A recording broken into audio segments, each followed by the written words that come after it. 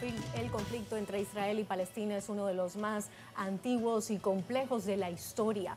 Hoy, sábado 7 de octubre, año 2023, pues Palestina atacó a Israel y tenemos aquí una cobertura especial, invitados especiales con quienes vamos a conversar para que arrojen un poco de luz de este conflicto de décadas y décadas. Vamos a iniciar con nuestros invitados aquí en estudio. Tenemos a la reconocida periodista Diulca Pérez, quien también tuvo la oportunidad de vivir un tiempo precisamente en Israel y nos contará un poco de su experiencia. A uno de la casa realmente a quien, uno de los consentidos, Yacel Román, experto en temas internacionales. También tenemos vía Zoom y queremos agradecerle la presencia a cada uno de ellos, a Damián Arias, también a Pascal Peña. Muchísimas gracias a todos por permitirnos conversar con ustedes hoy sábado, un día de relajación, ¿verdad? De uno distraerse un poco y compartir en familia. Así que gracias por estar aquí. Vamos a iniciar de inmediato con esta situación.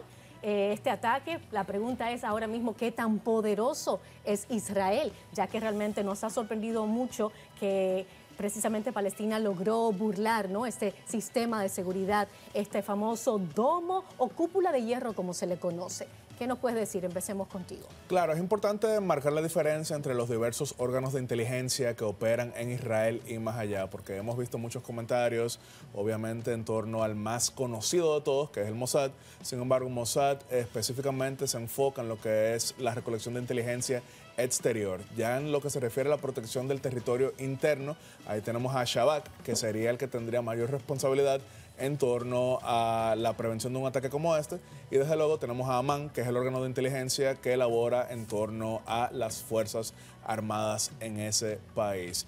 Es el primer ataque sorpresa en Israel. Exacto. Desde lo que inició la guerra de Yom Kippur en el Medio Oriente contra varios otros países. Sin embargo, es la primera ocasión que vemos un ataque sorpresa en una zona íntegramente controlada por Israel, lo cual ha llevado a muchas conjeturas. Desde luego está la narrativa en torno a la humillación de los órganos de inteligencia, está desde luego la narrativa en torno a la debilidad que pudiera esto significar en torno al poderío israelí y desde luego complicidad. Y precisamente esa es la otra narrativa de que algunos pudieran entender que fue una especie de laissez-faire para que terminara de alguna manera u otra fortaleciendo internamente al primer ministro Benjamín Netanyahu. Todas estas son teorías, no estoy endosando ninguna, pero son las narrativas que surgen sobre este ataque tan terrible que ha significado desde la perspectiva israelí ya más de 100 muertos, estamos hablando de más de 900 heridos y estamos hablando en torno a posiblemente 300 secuestrados. Eso en la perspectiva israelí, en torno a la respuesta de Israel hacia principalmente la zona de la Franja de Gaza.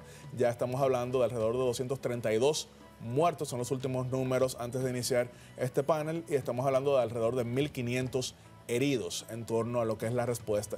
¿Por qué dije explícitamente Franja de Gaza y no territorios palestinos? Tenemos que saber que los territorios palestinos están divididos en base al control. Por ejemplo, Hamas, que es este grupo militante, pero también partido político, controla en manera íntegra la Franja de Gaza, y Cisjordania es controlado principalmente por Fatah, el partido político que durante mucho tiempo lideró Yasser Arafat y que ahora entonces lidera Mahmoud Abbas, que la última vez que visitó República Dominicana fue en el año 2011, recordando que aquí residen 12.000 personas de origen palestino. Excelente. Nuestros invitados vía Zoom, por favor, tanto Damián como Pascal, adelante. Primero, pues un placer saludar, tal como comenta nuestro querido amigo Yacel. Situación que presenta múltiples preguntas de quién aquí ha fallado, pero también evidentemente va a representar un gran conflicto que ya Yacel mencionaba con respecto a muertos, con respecto a los daños que están ocurriendo a lo interno de Israel. Por supuesto, esto va a generar situaciones en el marco del derecho internacional, pues porque veremos, por supuesto, procesos que se van a llevar a cabo no solamente desde la perspectiva armada, sino también desde la perspectiva judicial, y evidentemente el impacto económico que esto generará tendrá consecuencias y repercusiones importantes. Adelante, Damián. Gracias, buenas noches, un placer. ¿Sabe? Cuando hago estos análisis, acostumbro no enfocarme. Y por favor, ¿me están oyendo? Sí, adelante. Bien. Trato de no enfocarme en el evento noticioso, que es lo que está bullendo ahora. El que vaya a hacer un análisis tiene que trascender esas barreras mediáticas y avanzar más allá. Entonces, en cuanto al conflicto, ustedes entran al buscador, a Google, a Safari, al que usted quiera, y usted cliquea origen o motivo del conflicto entre Israel y Palestina. ¿Quiere que le diga? Exacto. Prácticamente no dice nada. Pero no dice nada, pero quisiéramos saber precisamente. Para Pero, aquellos perdón, quizás adolescentes que nos para están... ahí voy. Lo que pasa es que, bueno, no le voy a decir nada. Bien. No, porque hay demasiada sensibilidad ahora. Mucha ñoñería. Oigan un detalle. Hay elementos históricos por los cuales esa gente son enemigos, siendo hermanos. Pero el hito político más importante ahí, y hay que en el análisis utilizar un bisturí para que no te pongan ni la J de judío o israelí, ni te pongan tampoco el de palestino. Entonces, hay consideraciones históricas, consideraciones no, situaciones históricas que determinaron esto y que tendríamos que meternos a la Biblia para ver. Entonces, le iba diciendo, el elemento político más trascendente, ¿cuál fue? La resolución 181 bis de la recién creada Organización de las Naciones Unidas, que crea el Estado de Israel y el Estado palestino. Yo casi no escucho cuando me hablo. Y el Estado palestino, y coloca a la ciudad de Jerusalén bajo un mandato internacional. Estoy oyendo mucha. Bien, entonces, ahí nace la discordia ya en los tiempos contemporáneos, modernos. ¿Por qué razón? Porque el Estado de Israel no reconoce a Palestina como Estado. Fíjense que las noticias occidentales dicen la franja de Gaza, o sea, dice Gaza Strip, es decir, como que es una tirita de tierra con gente adentro. Y en realidad ahí es que han convertido a Gaza, pero Gaza pertenece a Palestina. Son 365 kilómetros cuadrados de superficie y 2 millones de personas que están apiñados, hacinados, apiñados ahí en esa expresión geográfica, con un muro, con valla, con electricidad, con cámara, están asignados ahí. Entonces, en un día de trascendental importancia, que es el día que cumplió 50 años la guerra del Yom Kippur, el pasado ayer 6 de octubre del 73, se dio la guerra del Yom Kippur. El Yom Kippur es el día más sagrado del judaísmo. Entonces, ¿quiénes son los que atacan en este cincuentenario de la guerra? Bueno, un ataque sin precedentes porque siempre hubo tensiones, hubo intifada donde se tiran piedras con tirapiedras, también lanzan los cohetes, pero desde 2005, hace 18 años, no había, y en décadas, no había habido un ataque sorpresivo tan masivo y diversificado como el que se acaba de registrar, donde personas que yo puedo designar como mártires palestinos cruzaron en parapente, armados, a morir, a matar y de seguro a que los maten. Tomaron, según me enteré en la prensa, como rehén al general que se encargaba de esa área, general militar de esa área, llamado Nimrod Aloni. Y hay un grupo de personas detenidas, secuestradas, mejor dicho, para utilizarla para 2 misiones. Una, para usarlo como carne de cañón, y otro, para utilizarlo como moneda de canje para la liberación de palestinos que están presos en Israel. Estoy oyendo mucho ruido, no sé si es que me están preguntando algo. No, aquí le escuchamos perfectamente. Yo quiero ahora pasar con Diulka. Diulka tuvo la oportunidad de vivir un tiempo precisamente en Israel. ¿Cuál fue tu experiencia? Uno lo que consume de este lado a través de las películas es que realmente se vive como en un terror constante. Pero cuéntanos tu experiencia y gracias por estar aquí. Mira, en Haití, en Israel, y agradezco mucho la invitación, Joana, gracias, y es un honor compartir con estos compañeros que también tienen mucho conocimiento de lo que pasa en esa zona del mundo. Lo lamento muchísimo, sobre todo porque cuando tú has estado en Israel, conoces a los israelíes, le coges cariño y reconoces la capacidad de trabajo. En Israel se vive con total normalidad. De hecho, mucha gente piensa que Tel Aviv puede ser un lugar con algún tipo de limitación y todo lo contrario. La gente en Israel, en la capital financiera que es Tel Aviv, la gente se maneja con total normalidad y participa en política. Hay una presencia militar, por supuesto, porque todo el mundo pertenece a las milicias, todo el mundo tiene que hacer su servicio militar y hay una presencia militar significativa. Y también había entrenamiento precisamente para saber cómo reaccionar ante una situación quizás de peligro. Bueno, todos allá tienen entrenamiento. De hecho, por ejemplo, nosotros estuvimos en Farsaba y estudiamos en el Histadrut y ahí las universidades, los centros escolares, las escuelas infantiles tienen un búnker que es el sótano, pero es un sótano mucho más reforzado. Desde que los niños tienen conocimientos chiquititos, los entrenan para que cuando suene la alarma, que significa peligro por algún ataque, entonces ellos corran a resguardarse en ese lugar, que es un lugar que está preparado regularmente para tú permanecer varios días. Y a los que vamos a Israel o a los que hemos ido a Israel nos entrenan y nos dicen, mira, ahí hay que permanecer hasta que el peligro pase.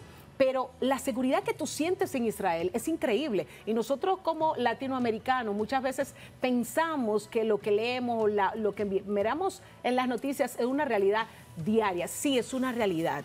Pero eso no significa que la gente no se desarrolle normalmente. Nosotros, por ejemplo, desde el instituto, desde que llegaba la noche, comenzábamos a ver esas luces y nos advertían porque una cosa es que detone un ataque. Entonces, para ustedes como extranjeros, ¿no había un temor? Siempre hay temor porque tú vas con otra mentalidad. Ahora, tú estás viendo que los ataques hacia Israel nunca cesan.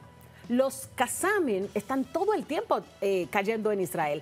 ¿Qué pasa? Que con las medidas de seguridad, sobre todo con ese domo de hierro que Israel tiene, que es un sistema de satélite que puede determinar hacia dónde va un cohete, un misil, incluso puede interceptarlo sin que necesariamente caiga a tierra. Y ahí voy a lo que pasó en el día de hoy. A nosotros nos ha sorprendido muchísimo porque las medidas de seguridad, la inteligencia israelí determina incluso cuándo a través de los túneles pueden llevar armamento hacia Gaza. Que precisamente entonces, por eso que nos llama mucho la atención lo que ha ocurrido. Pero entonces, vamos aquí a tratar, y quiero que también, por supuesto, cada uno de los panelistas que están también a través de Zoom me contesten esta pregunta. Para cada uno de ustedes, ¿quién es el bueno y quién es el malo? Así de simple. Empezamos aquí. Hay que marcar la diferencia entre el conflicto a largo plazo y el día de hoy. Hoy el diablo es Hamas. ¿Por qué? Grupo militante terrorista que entró a secuestrar, a matar y a definitivamente ejercer la violencia. Incluso, por ejemplo, veamos algo. El secretario de Estado Anthony Blinken de Estados Unidos hoy llamó al presidente Mahmoud Abbas de la Autoridad Nacional Palestina pidiéndole que condene a Hamas, porque esa es la diferencia, repito. Un lado dentro de Palestina es controlado por Hamas y otro lado es controlado por Fatah. Hamas ha ejercido el terrorismo como práctica. Ahora, en el conflicto a largo plazo, que ya es algo distinto, que va mucho más allá del día de hoy y que no se va a resolver en estos momentos, ahí sí hay mucho más gris. Pero el día de hoy hubo un ataque terrorista, el día de hoy hubo masacre, el día de hoy hubo secuestro y el día de hoy hubo violencia generalizada contra población civil. y eso fue ejercido por Hamas, que entonces en este caso son el villano. Pero Son los hay villanos. que apuntar, Entonces, perdona, Joana, un segundito, porque hay que apuntar ahí que Mahmoud Abbas, independientemente del llamado de Estados Unidos, ha respaldado este ataque y ha justificado este ataque de Hamas hacia Israel, diciendo que Palestina tiene que defender sus territorios de los colonos, que no son más que gente civil que trabaja y que ocupa esas zonas. Vamos a ver Pero entonces. sí, muy brevemente, Mahmoud Abbas, a pesar de que Estados Unidos le hizo este llamado, no puede políticamente sumarse a ello porque sabemos que desde el año 2006 a la fecha el grupo político mayoritario dentro de los territorios ha sido precisamente Hamas, por el hecho de que Fatah, anteriormente liderado por Yasser Arafat, había sido desplazado. Entonces es un tema de política interna. Perfecto, entonces vamos a empezar, Pascal, contigo, tu opinión, el bueno, el malo en este momento para ti. Yo comparto lo que acaba de expresar Yatzel. Primero, solamente puntualizar que en efecto desde el año 2006 Hamas tiene control, pero también desde el 2006 no ha habido elecciones, no ha habido ningún proceso que permita tal vez el cambio, y evidentemente esa población joven que tal vez ha nacido no ha tenido la oportunidad de conocer y de tomar decisiones. Yo enfatizo, reitero, resalto lo que Yatzel mencionaba hace un momento. En efecto, el día de hoy, quien aquí ha atacado, quien es terrorista, quien es criminal, ha sido simplemente Hamas. Han afectado afectación de un territorio, evidentemente personas civiles, y esto tiene implicaciones importantísimas, Yatzel lo sabe, todos lo sabemos, implicaciones importantísimas. Y vamos a llegar a ese punto. Respecto a las relaciones internacionales, pero además, conforme también en principio a el estatus que se encontraban ambas, en donde pese a lo que decía el colega anteriormente, que no habían habido conflictos, este conflicto desde noviembre del año pasado venía caldeándose. En febrero hubo actuaciones y en estos meses también habían habido actuaciones de ataque a el territorio de Israel. Damián, tu opinión, por favor. Sí. No es asunto de buenos o malos. La historia no debe ser chequeada así. Ni siquiera tampoco el análisis de una guerra. Porque fíjense que se sabe que el que dio primero en una blitzkrieg, en una guerra relámpago, no Hamas, fue Palestina. Vamos a ver el estado. No vengan con la franja ni que jamás, no, Palestina. Entonces se sabe que Israel nunca se ha quedado dado, como dicen aquí. Y la reacción de Israel, pues necesariamente es bastante rápida y contundente. Ahí hay muchos muertos. ¿Qué pasa? Que inmediatamente se comienzan a surgir, a citar posibles culpables y aparece necesariamente el Estado de Irán, la República Islámica, porque se sabe que suministra cohetes, armamento, dinero y todas esas cosas. Pero ¿cuál es el juego geopolítico del momento?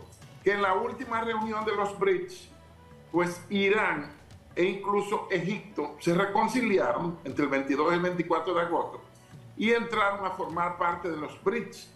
Entonces ya eso crea una semilla de discordia, porque siempre se ha buscado por los poderes globales, así como se mantiene separado y enemistado a Rusia y a Alemania, pues también ellos no quieren que haya un entendimiento entre Arabia Saudita e Irán, ni mucho menos entre Arabia Saudita y Egipto, que son cuatro de los poderes regionales de Oriente Medio, sobresaliendo el Estado sionista de Israel, que es un portaaviones norteamericano en Oriente Medio y es el único Estado, el único país que tiene potencial nuclear.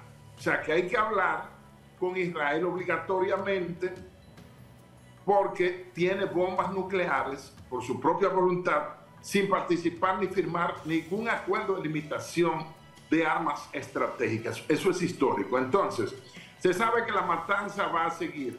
El primer ministro Benjamin Netanyahu, reelecto, tiene como 3 periodos, dijo: Israel está en guerra. O sea, lo dijo con toda claridad, abiertamente. Eso no se trata de una intifada, ni tampoco de una escalada momentánea, sino que la guerra está declarada.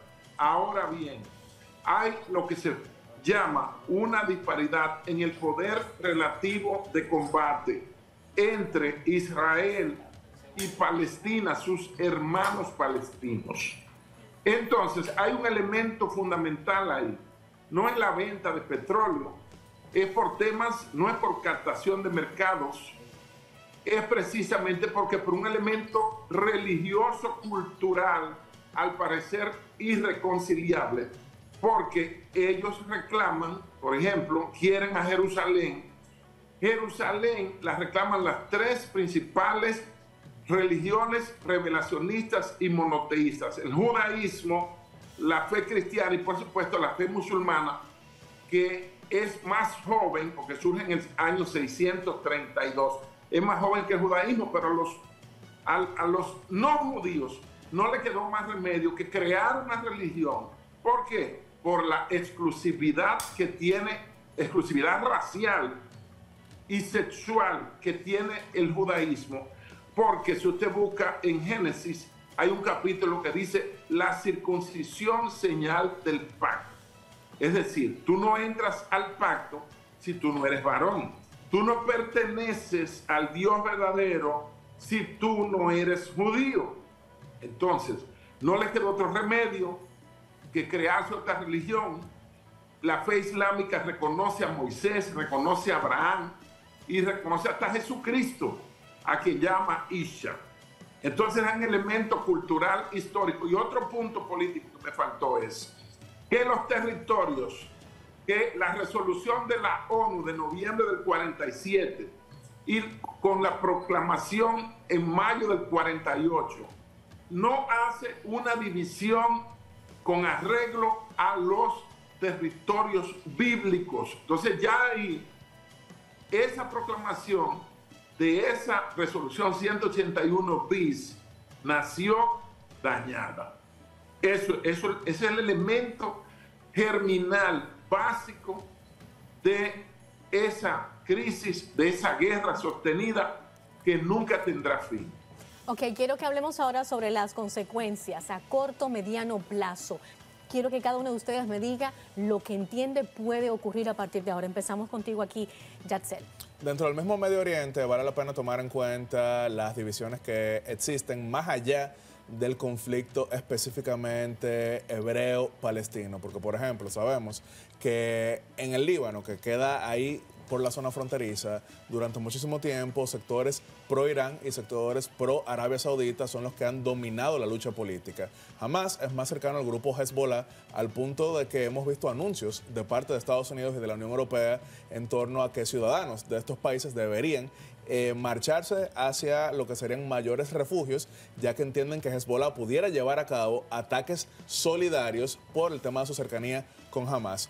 ¿Y por qué esto es importante tomar en cuenta? El distinguido Damián mencionaba cómo recientemente Irán estaba teniendo comunicaciones con sus enemigos tradicionales, que son Arabia Saudita, y que también, por ejemplo, Estados Unidos estaba promoviendo mayores acercamientos entre Israel y Arabia Saudita, que hoy en día lo que veremos será mayormente un retroceso, innegablemente, por el hecho de que Arabia Saudita quería desescalar con Irán, Arabia Saudita quería acercarse a Israel, pero ante un ataque de Hamás, que es mayormente subsidiario de Irán, lo que pudiéramos ver es una especie de congelamiento en torno a los diálogos. ¿Y cuál fue una de las primeras declaraciones que hizo el Departamento de Estado americano hoy en día? Fue precisamente que no deberían paralizarse los acercamientos de los acuerdos abrahámicos. ¿Por qué acuerdos abrahámicos? Rescatando un poco la parte religiosa que menciona Damián, Abraham, en torno a que es el padre de las tres religiones, en torno al cristianismo, en torno al judaísmo e en torno también al islamismo. La primera declaración que hizo Arabia Saudita fue en torno a que no veía, en torno a la pregunta previa que se había hecho, villanos ni héroes, pero que sí entendía que esto había afectado los acercamientos que se estaban viendo desde el punto de vista económico, militarista, pero también desde el punto de vista de estabilidad. Tenemos que ver la declaración que solamente 2 minutos antes de iniciar este panel llevó a cabo Benjamín Netanyahu, cuando él dijo, y lo cito textualmente: esta va a ser una guerra larga y dolorosa. Entonces, obviamente no deseamos que así sea.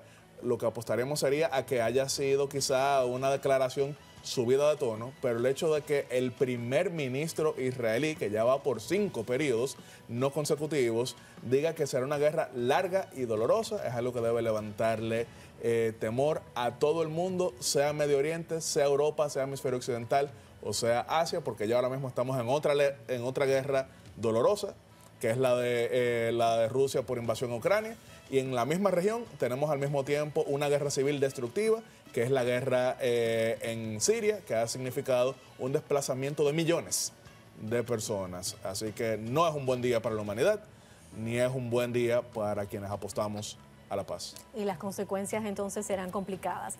Pascal, ¿qué me dices? Sí, pues sumado a lo que comenta Yetzel, vamos a ver, por supuesto, acusaciones tal vez de ambos bandos, de diversas organizaciones apoyando uno u otro. Evidentemente, veremos comisión de crímenes de guerra. Esto tiene, como decía, una connotación especial en el derecho internacional, tal vez por el uso excesivo del uso de la fuerza, ojalá que no, pero tal vez armamento prohibido en la contienda. Vamos a ver el ritmo de tal vez lanzamientos de cohetes y de ataques llevados entre ambos bandos, y por supuesto que es lo que entiendo serán las consecuencias más perjudiciales. Israel es un país, un estado con poderío económico y militar, sin embargo Palestina no. Entonces la crisis alimentaria, de seguridad, de salud que tiene Palestina en la actualidad, lamentablemente será acrecentada. Adelante, Damián. Bien, lo que está en curso está comenzando. Es decir, que el análisis nuestro va a ser necesariamente, va a tener elementos conjeturales. Eso es así. Entonces, lo que nos preocupa es, pensaba aquí hace unos minutos, de que es posible, probable, que con el estallido de una guerra en Oriente Medio, donde esté implicado Israel, podría ser una forma de salida o de cierre del escenario bélico, de la escalada que se desarrolla en Ucrania. Solo hay que ver las fotos que pusieron a circular en una cumbre en el mes pasado de septiembre, en el que estaba Volodymyr Zelensky, cómo se ve a los líderes mundiales dándole como de lado. Eso es un mensaje claro para que pensemos, ya nos vamos a mover de Ucrania, ya Ucrania no es una inversión para nosotros y nos vamos para un sitio mayor que es Israel. Sí. El impacto en una guerra con Israel, pues necesariamente va a tener un efecto. Pero recuerden una cosa, las grandes potencias, desde la Segunda Gran Guerra Europea o Guerra Mundial Segunda, no pelean en sus territorios continentales. Eso es un punto importante. No pelean en sus territorios continentales, sino que, por ejemplo, China, que yo sepa, que estuve atento, no he oído una declaración porque los chinos, la diplomacia china es bastante fina y ellos tienen mucho cuidado de estar emitiendo opiniones. La Cancillería rusa, por boca de María Zaharova, y llamó, a nombre, por supuesto, de la Federación Rusa y de Vladimir Putin, a un cese inmediato, un corte de las hostilidades y que se vayan a la mesa del diálogo. Es decir, por otro lado, el presidente Biden dijo que Estados Unidos, como es tradición, apoya a Israel y que a Israel hay que darle todo lo que necesite para ganar esta guerra. Esas potencias no pelean, como ya dijimos, en sus territorios continentales, sino que tercerizan el conflicto. Entonces, Israel tiene una tradición de aplicar algo que inventaron ellos, pero que Hitler se lo copió, que es la Blitzkrieg, que es la guerra relámpago.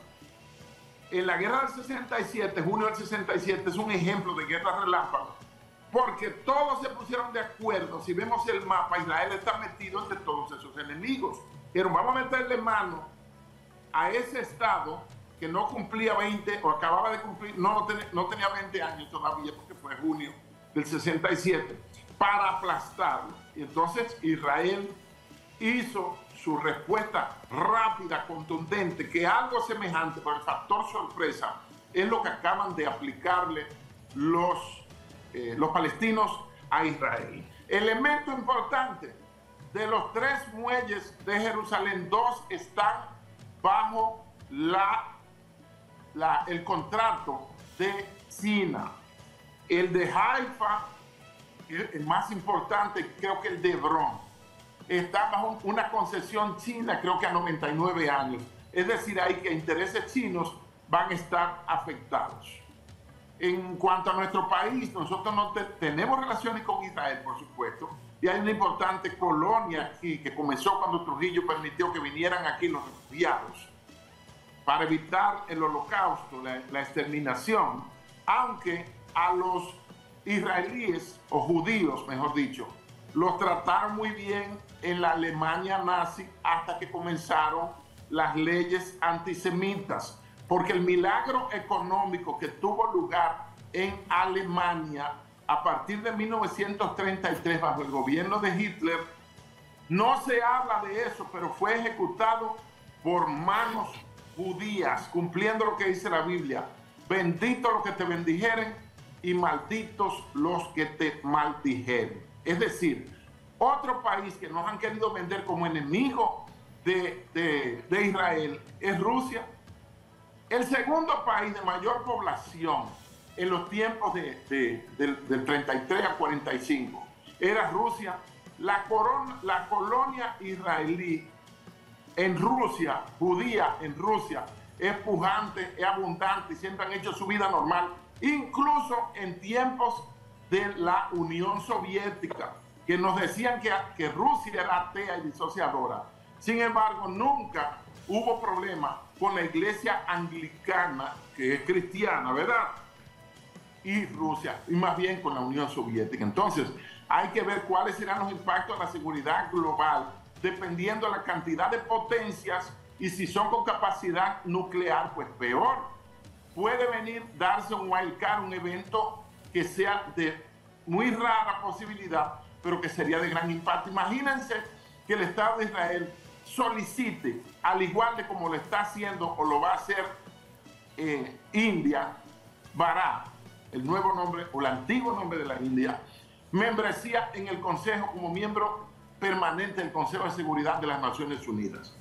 Gracias, Damián. Hay que ver los impactos locales, regionales. Hay inestabilidad en Oriente Medio, por supuesto, pero ellos están acostumbrados a eso, pero nos había dado un ataque de manera sorpresiva, tan masivo y con tantas formas diferentes, incluido para usted. Esa es la lectura que le doy por ahora. Estamos conjeturando todos. Gracias, Damián.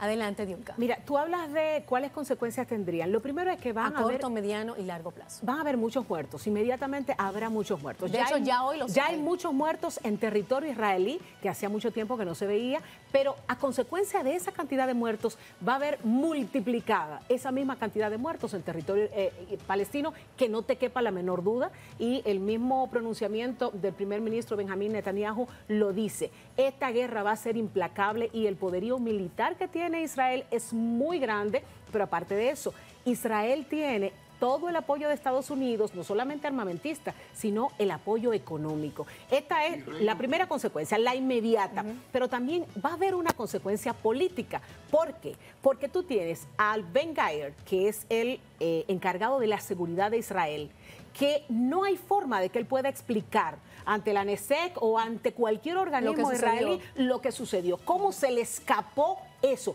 cómo llegó Hamás a tener todo ese armamento para atacar a Israel sin que haya una sola pista y que se lo pueda decir a la Fuerza de Seguridad de Israel. Por eso hablábamos ahorita que quizás, una de las otras teorías es que quizás hay una complicidad, porque es que no tiene lógica. Mira, en Israel es muy difícil que haya una complicidad. No te digo que es descartable, pero es muy difícil porque el compromiso que tienen todos los sectores políticos de Israel con la seguridad, ante todo, es increíble. Tú tienes que ver cómo todos se vuelven uno, como en este momento, todos se vuelven uno en torno a la seguridad de Israel. Entonces, el tema político necesariamente va a venir. Y yo comentaba antes de que saliéramos al aire que va a tener una consecuencia directa para el control que tiene Benjamín Netanyahu, que esto podría incluso llevarse al primer ministro, porque con el sistema parlamentario que tiene Israel y el interés que ellos tienen de permanecer,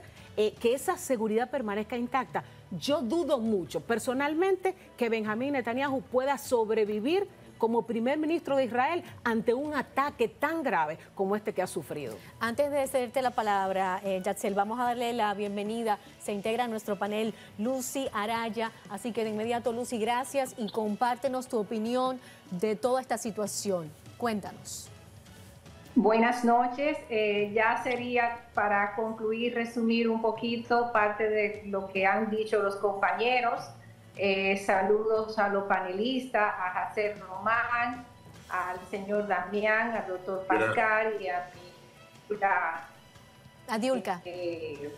Diulka Pérez, que me tocó justamente el honor de estar con ella en ese momento en Israel. Y así como ella comentaba de que ellos viven atentos a todo y prevenidos de cualquier cosa que puede pasar, en efecto, sorprende un poco la forma en que ellos fueron atacados. Israel siempre ha estado preparado para cualquier cosa. Los vecinos que ellos tienen, lo saben, son vecinos que no son fáciles.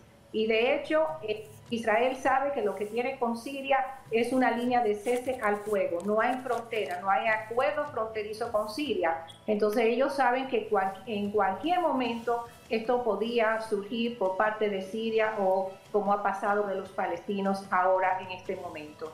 Es lamentable lo que ha pasado.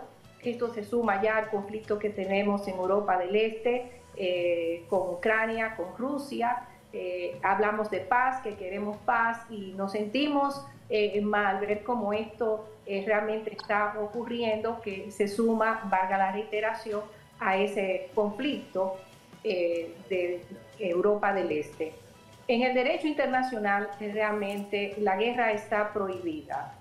Yo espero que no sea, el primer ministro de Israel lo ha dicho, Benjamín Netanyahu, van a optar todas las reacciones fuertes, pero yo espero que más que reacciones se busque la forma de solucionar, porque ese es un problema, como también mencionaba el señor Damián, que no es de ahora, es de muchos años y tal vez seguirá, porque hay muchos intereses de poder, hay intereses religiosos, hay intereses de territorio, hay intereses también de agua que tienen que ser negociados, que tienen que ser tratados para que sean dos estados iguales y que se respete realmente. Mañana domingo habrá una reunión del Consejo de Seguridad, una reunión extraordinaria y de emergencia para el Consejo de Seguridad emitir una resolución al respecto, porque lo que ha hecho el gobierno de la autoridad palestina Hamas contra Israel es algo realmente, como ha mencionado el doctor Pascal y Hacer, es una violación a los derechos de los civiles, a los derechos de un Estado y las prerrogativas que tiene un Estado, que ha reaccionado en estos momentos en base al principio de legítima defensa. Es lo que ha hecho Israel, reaccionar en base al principio de legítima defensa, pero no se trata de reaccionar en base a ese principio, sino que se pueda llegar a un acuerdo de paz y ver realmente quién es que está detrás de todo esto. Creemos, por lo que hemos leído en los medios, que Irán podría estar detrás de todo esto. Las armas y lo que ocupan los palestinos ahora en sus manos, ellos por sí solos no pueden. ¿Por qué no pueden? Porque todo lo que llega a Gaza, todo lo que llega a Cisjordania llega a través de Israel. Me refiero a agua, servicios básicos, electricidad, todo eso lo controla Israel. Israel es que sabe. Entonces, ¿cómo han podido obtener estas armas? ¿Cómo han podido planificar esto? Se ve que realmente hay un Estado mucho mayor, con potencia, con poder, que está haciendo esto. Entonces, eso hay que trabajarlo. Este es el inicio de un proceso, de un conflicto que habrá que buscar otras medidas que ojalá no sean la fuerza, sino que sea la negociación.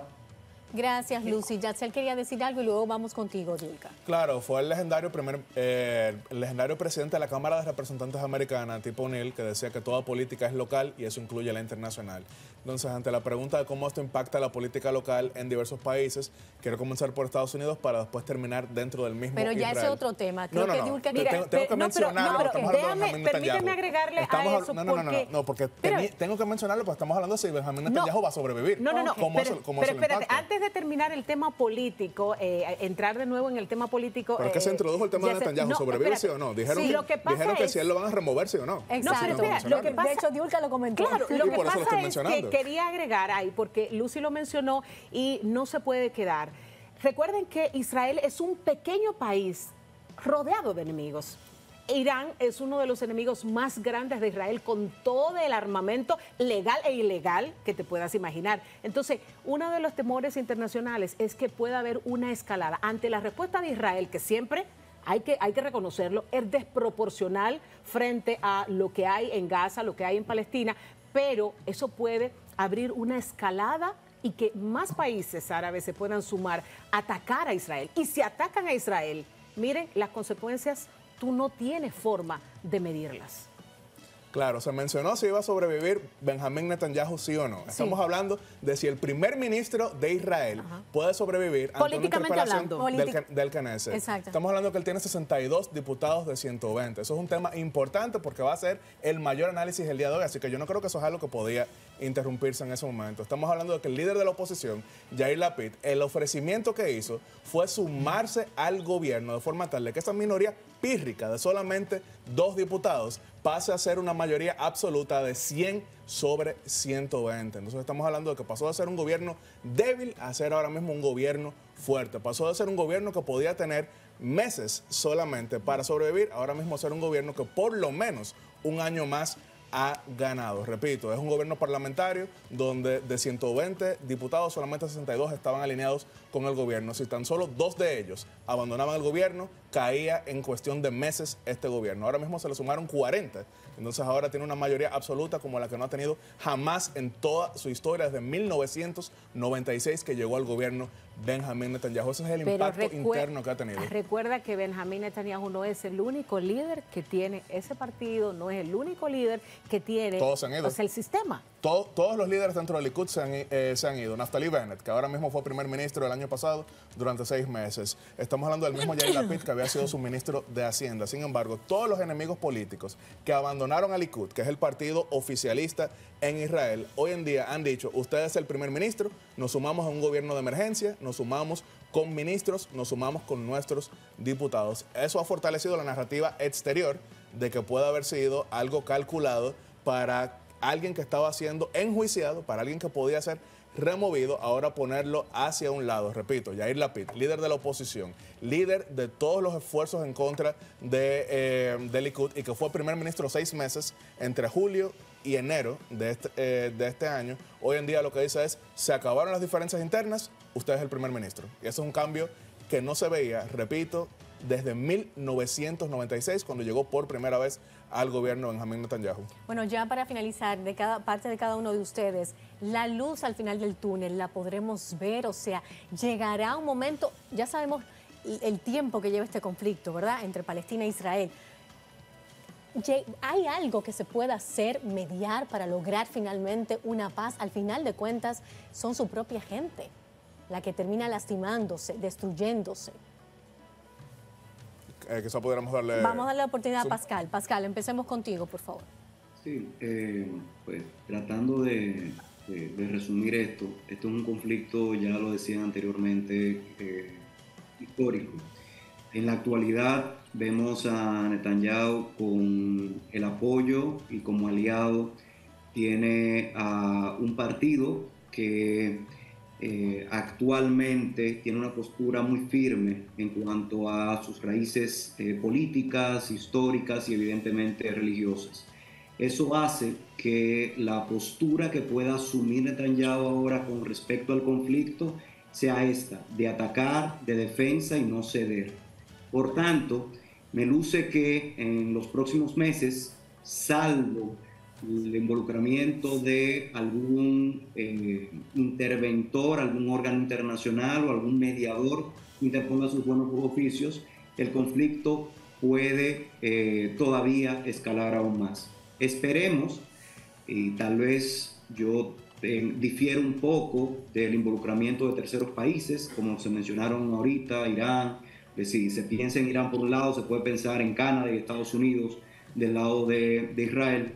Creo que el conflicto se mantendrá por el momento entre ambos países y solo con el involucramiento tal vez de terceros países o de algún organismo internacional como Naciones Unidas podrían ceder las aguas y llegar tal vez a conversar, no a darle solución a el conflicto histórico que tiene. Lucy. Lucy, no, sí. Adelante. Bueno, ¿qué perspectiva, qué se espera lograr? Bueno, ojalá fuera el diálogo, la negociación. No pienso que quizá en este caso un tercer estado pueda intervenir. Lo que me refería era que en lo que ha hecho Hamás hay detrás de él un estado mayor y suponemos que es Irán. Ahora bien, el conflicto en Medio Oriente, en el caso de Israel, ellos están muy acostumbrados a estas situaciones, han aprendido a vivir con el conflicto. Y recuerdo que cuando coincidimos allá con Yulka, nos sorprendíamos, ellos han aprendido a vivir tanto con eso, que cualquier sirena que suene en alerta inmediatamente, ellos buscan la forma de cubrirse. O sea, y caminan sabiendo que el conflicto está ahí. Yo diría que un poco hasta lo han hecho humano, ya el conflicto como parte de su vida cotidiana. Pero no se trata de eso. Realmente lo importante es que puedan llegar a un diálogo y no sé cómo será porque anteriormente muchos estados han tratado, cuando la administración de Barack Obama, que fue inclusive a la Universidad de Jerusalén en uno de sus primeros viajes, trató, dijo vamos a crear 2 estados, vamos a negociar. Y cuando se dio cuenta de la realidad de lo que había hecho para atrás. Israel es un estado muy importante, no solamente para el Medio Oriente y para Estados Unidos, es importante para el mundo. Esos 27.000 kilómetros cuadrados que tiene ese territorio, tiene mucho poder económico en todas partes y el lobby israelí es muy importante en Estados Unidos, inclusive para las campañas electorales. Claro. Entonces, hay que ver y tratar de qué forma ellos mismos pueden negociar y llegar a un acuerdo. Aquí en este caso no funciona un tercero, porque ya lo han intentado en el pasado. Es buscar la forma de cómo ellos mismos puedan negociar con los palestinos o llegar a un acuerdo de paz. Gracias, Lucy. Gracias, Lucy. Damián. Bueno, da brega uno seguir en la conjetura y proyectar un escenario prospectivo a corto plazo. Hay una característica, a mí me parece, diciendo de alguien ahí, difiero, en el sentido de que con los cuestionamientos por corrupción que tiene el gobierno de Netanyahu, por el aparente desgaste de los tantos tiempos en el poder, por las contradicciones internas del partido Likud, esta oportunidad es una oportunidad de oro para fortalecer el gobierno de Netanyahu, que ha tenido problemas para formar gobierno precisamente. Entonces, yo lo veo que es posible que esto se convierta, y estamos en el campo de la conjetura, en una oportunidad favorable para consolidar al primer ministro histórico del Estado de Israel, Benjamín Netanyahu. Es importante porque a nosotros nos preocupa la paz global, la paz mundial, cómo se están moviendo las capas tectónicas de la geopolítica, cómo hay reacondicionamientos, y es posible que esta guerra sea que nos estén virando la mente o los ojos de Ucrania hacia un conflicto con Israel, que es bastante peligroso. Se sabe que no hay correspondencia entre las capacidades, lo que se llama el poder relativo de combate en la doctrina militar. No hay una correspondencia.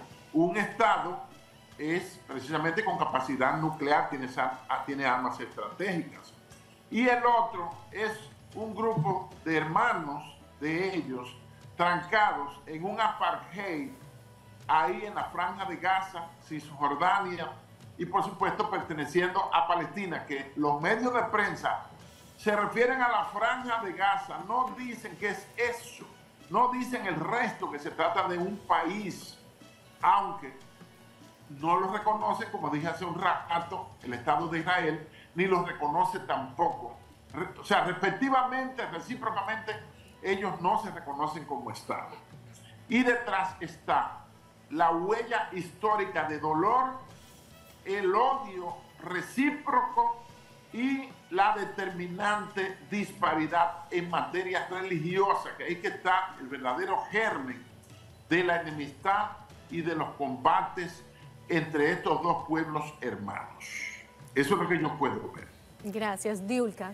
Mira, Naciones Unidas tiene aquí un gran reto. Intervenir tratando de que se sienten nuevamente en la mesa, de que lleguen a un acuerdo. La mayoría de países ha condenado este ataque desde Palestina a Israel, pero puedes estar seguro que también va a comenzar una condena cuando Israel ejerza su poder militar porque la mayoría de ocasiones incluso bombardean orfanatos, bombardean gente que se ve inocente. Entonces va a venir la condena de lado y lado. Entonces aquí de lo que se trata es de que, por ejemplo, una entidad tan importante como Naciones Unidas siente a ambas partes y vuelvan a la paz. La paz definitiva no se va a lograr, o por lo menos no se visualiza en un futuro pero que cese inmediato, el fuego. pero que cese al fuego, que la gente pueda seguir viviendo en Palestina y viviendo en Israel, porque al final de cuentas ninguno de los dos estados se reconoce entre sí. Hay otros países que incluso no reconocen a Israel como estado, pero están ahí, la gente está ahí y hay que procurar que la gente siga viviendo de la mejor manera.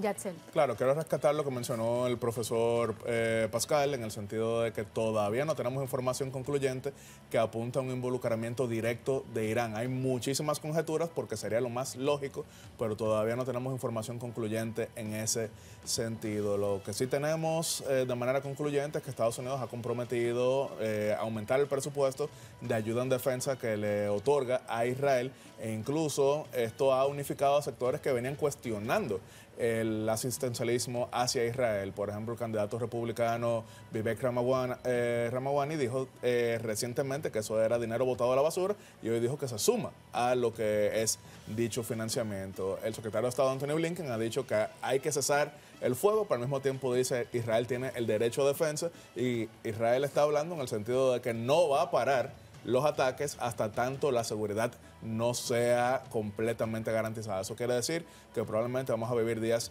muy complejos. Es importante mencionar que República Dominicana en estos mismos días está presentando su candidatura al Consejo de Derechos Humanos, que no ve necesariamente todo lo concerniente a la parte militarista, pero sí ve buena parte de los debates en torno a abusos que pudieran ser considerados crímenes de lesa humanidad.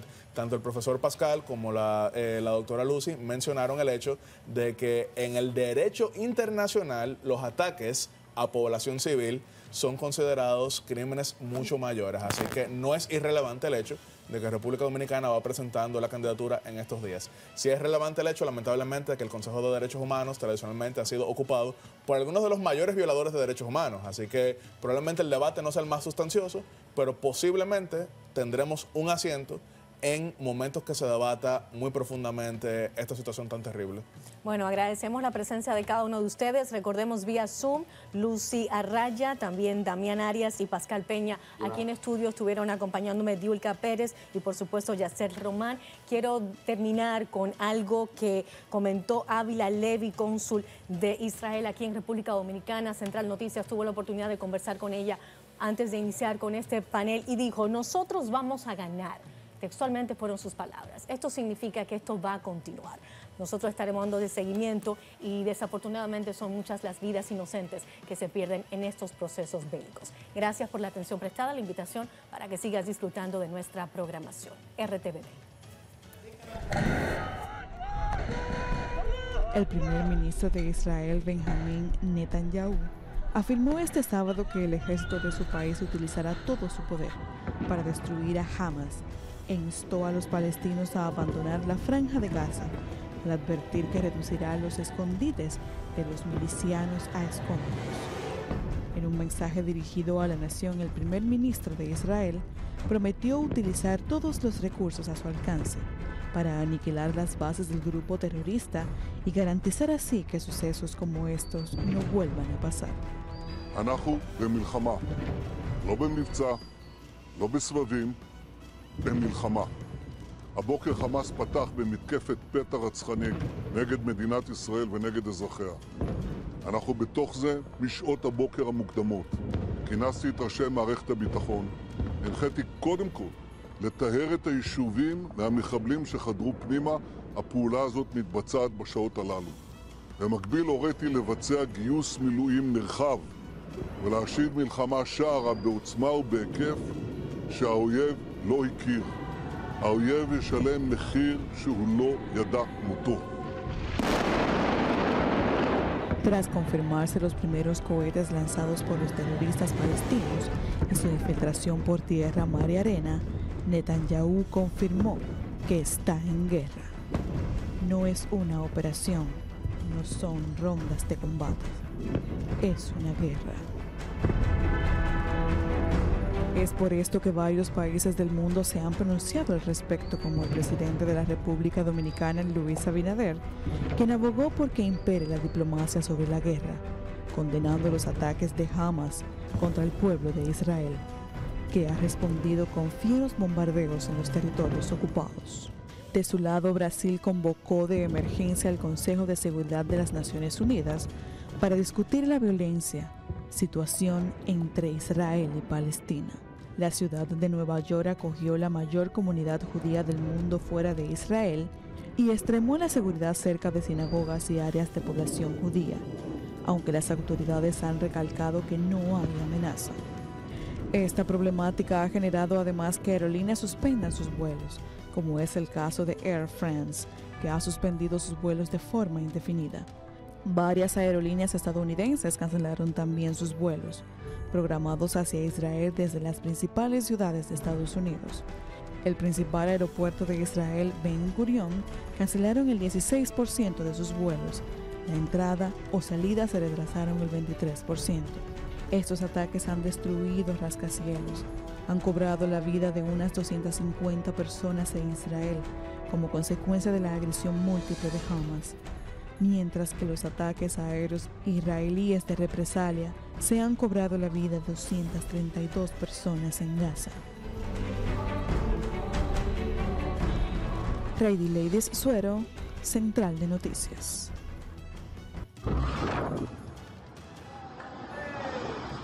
Los duros bombardeos de Israel sobre Gaza, más de 3.000 cohetes lanzados de la franja a Israel, combates contra milicias palestinas que aún controlan zonas israelíes y decenas de rehenes israelíes capturados marcan la guerra que estalló este sábado. Hoy al menos 430 muertos entre ambos lados en cuestión de 12 horas, 232 del lado palestino y más de 200 de la parte Israel. Israel fue pillado desprevenido en la mañana del sábado en una ofensiva por tierra, mar y aire de milicianos palestinos de Gaza, que atacaron el área fronteriza y pudieron avanzar ante el desconcierto del gobierno y el aparato de seguridad de Israel, que perdieron control de punto clave y de comunidades israelíes colindantes con Gaza, zonas que en parte todavía no han recuperado y que siguen bajo extrema tensión. El grupo palestino Hamas y las fuerzas de Israel continúan con los ataques, una acción que ha dejado una estela de muertos y heridos por toda esa zona de Medio Oriente. El gobierno de Israel ha declarado la guerra a los llamados grupos terroristas y advierte que no quedará vivo un solo enemigo. Brasil ha convocado de emergencia al Consejo de Seguridad de las Naciones Unidas para discutir sobre la violenta situación entre Israel y Palestina. Brasil, que sustenta la presidencia del Consejo de Seguridad de la ONU, llama a una reunión de urgencia en momentos que los muertos por los bombardeos suman más de 400 en las últimas horas. Aquí en el país, el presidente Luis Abinader abogó este sábado porque impere la diplomacia sobre la guerra, al referirse en su cuenta X Twitter sobre la situación de violencia que se ha desatado entre Palestina e Israel. El mandatario dominicano condenó los ataques de Hamás contra el pueblo de Israel, que ha respondido con fieros bombardeos en los territorios ocupados. El primer ministro de Israel, Benjamín Netanyahu, prometió utilizar todo el poder de las fuerzas de Israel para destruir las capacidades de Hamás y convertir a Gaza en una ciudad de ruinas. Lo que pasó hoy nunca se había visto antes en Israel, y me aseguraré de que nunca vuelva a suceder, ha dicho Netanyahu. En esta línea señaló que este día oscuro será vengado. Acusó a Hamás de iniciar una guerra cruel y perversa, dirigida contra civiles inocentes, jóvenes y mayores. Hamás quiere asesinarnos a todos, enfatizó, masacrando y masacrando a nuestro pueblo. Mohamed Deif, jefe de las brigadas del Al-Qassam, ala militar de Hamás, ha anunciado este sábado el inicio de una operación militar contra Israel. De acuerdo con el comandante palestino, en la primera etapa del operativo, denominado Inundación de Al-Qassam, unos 5.000 proyectiles fueron lanzados contra posiciones enemigas, aeropuertos y fortalezas militares en el territorio de Israel. En su momento, Netanyahu declaró que su país se encuentra en una guerra. No es una operación, es una guerra, afirmó, dirigiéndose a sus ciudadanos a través de sus redes sociales, y agregó: vamos a ganar.